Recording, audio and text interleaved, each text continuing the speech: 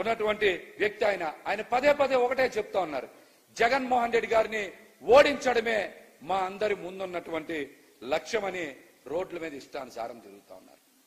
14 ఏళ్లు ముఖ్యమంత్రిగా చేసి 4 మంచి పనులు కూడా చెప్పుకోలేకపోతా ఉన్నారంటే ఇలాంటి ఒక నీచమైనటువంటి చంద్రబాబు గారు లాంటి రాజకీయ నాయకుడిని ప్రజలు ఎప్పటికీ కూడా హర్షించాలని కూడా ఈ సందర్భంగా తెలియజేస్తా ఉన్నా.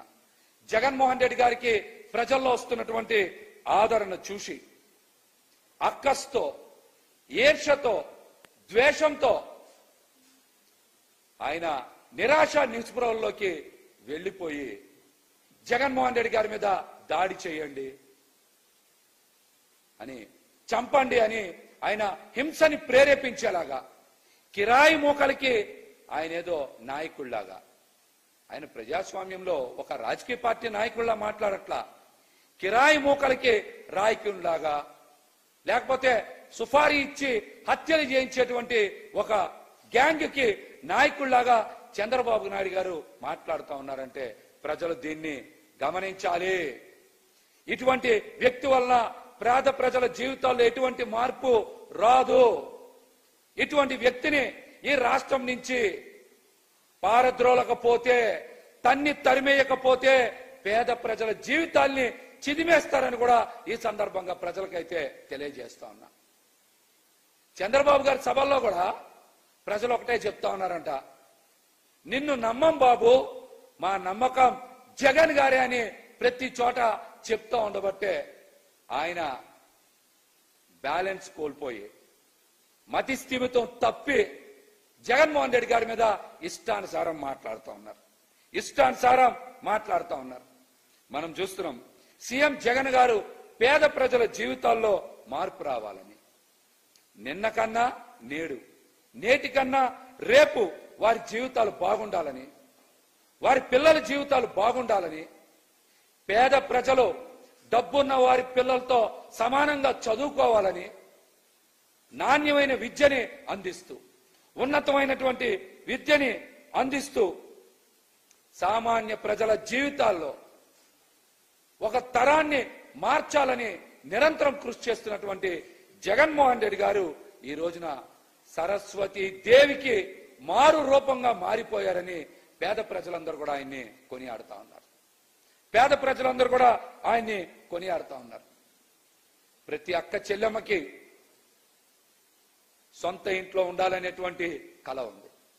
ఆ కళని సాకారం చేయాలనేటువంటి ఒక గొప్ప ఉద్దేశంతో జగన్మోహన్ రెడ్డి గారు రాష్ట్రంలో 31 లక్షల మంది అక్క చెల్లెమ్మలకి ఇళ్ల పట్టాలు ఇచ్చి వారిని సొంత ఇంటి కళ సాకారం చేయాలని ఇప్పటికే సుమారు 9.2 లక్షల ఇళ్ల నిర్మాణం పూర్తి చేసి, మిగతా వాటిల్లో ఇళ్ల నిర్మాణం శరవేగంగా జరుగుతా ఉన్నాయి.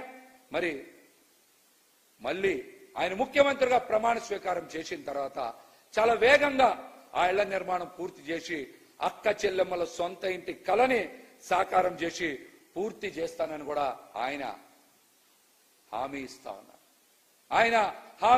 ఉన్నారు. అటువంటి పని ఎక్కడైనా సరే చంద్రబాబు నాయుడు గారు కానీ, కూటమిలో నాయకులు కానీ ఎక్కడైనా మాట్లాడుతున్నారా? ఎక్కడైనా చెప్తున్నారా? ఒకళ్ళ భజన ఒకళ్ళు చేసుకుంటున్నారు. అక్కడ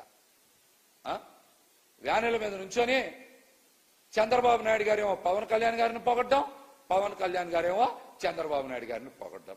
ఒకళ్ళ మీద ఒకళ్ళు భజన చేసుకోవడమే, అంతేగాని ప్రజలకి మంచి చేస్తామని కానీ, ప్రజలకి మేలు చేస్తామని కానీ, పథకాలు ప్రవేశపెడతామని కానీ ఎక్కడ మాట్లాడట్లా. వాళ్ళు ఎంతసేపు జగన్మోహన్ రెడ్డి గారి మీద అక్కసు వెలగొక్కోవడం, లేదంటే ఒకళ్ళ మీద ఒకళ్ళు భజన చేసుకోవడం. ఎట్లాంటి వ్యక్తులు ఈ రాష్ట్రానికి అవసరమా? ఎట్లాంటి కూటములు ఈ రాష్ట్రానికి అవసరమా? జగన్మోహన్ రెడ్డి గారు లాంటి వ్యక్తి పేద ప్రజల జీవితాల్ని మార్పు తీసుకొచ్చి వాళ్ళని ఉన్నతంగా తీర్చిదిద్దాలనేటువంటి ఒక గొప్ప సంకల్పంతో పనిచేస్తా ఉన్నారు. అందుకని పేద ప్రజల నమ్మకం జగన్మోహన్ రెడ్డి గారు అయ్యారు. పేద ప్రజల నమ్మకం జగన్మోహన్ రెడ్డి గారు అయ్యారు.